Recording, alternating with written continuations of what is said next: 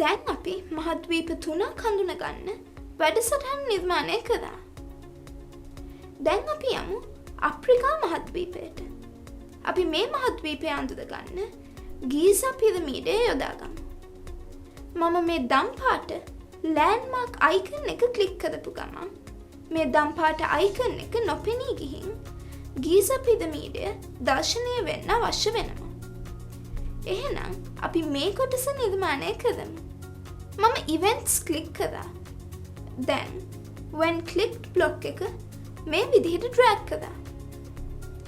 දැන් මේ පුංචි තලේ ක්ලික් කරලා දම් පාට ලෑන්ඩ්මාර්ක් අයිකන් එක තේරුවා.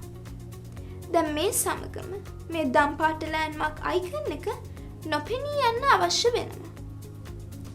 අපි දන්නවා ඒක කරන්න. මම ස්ප්‍රයිට් ක්ලික් කරා. දැන් remove block එක when clicked block එක පහළට drag කරා. දැන් මේ පුංචි තලේ ක්ලික් කරලා මේ දම් පාට ලෑන්ඩ්මාර්ක් අයිකන් එක තේරුවා. දැන් මේ සමගම අප්‍රිකා මහද්වීපය හඳුනගන්න ගීසා පිරමීඩයේ රූපයක් පෙන්වන්න අවශ්‍ය වෙනවා. අපි දැන් ඒ විධානය හදමු. මම ස්ප්‍රයිට්ස් ක්ලික් කරනවා. දැන් මේ new sprite add block එක remove block එක පහළට drag කරනවා. දැන් මේ පුංචි තලේ ක්ලික් කරලා ගීසා පිරමීඩය තේරුවා. දැන් මේ ගීසා පිරමීඩය මේ දම් පාට ලෑන්ඩ්මාර්ක් අයිකන් එක තිබ්බ තැනින්ම පේන්න අවශ්‍ය වෙනවා.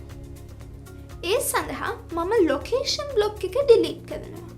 දැන් නැවත locations ක්ලික් කරලා location xy block එක මේ විදිහට drag කරනවා. දැන් x කියන තැන අපි 229 කියලා ටයිප් කරමු. y කියන තැන 209 කියලා ටයිප් කරමු. දැන් අපි මේ ස්ප්‍රයිට් එකේ ප්‍රමාණය කුඩා කරගමු.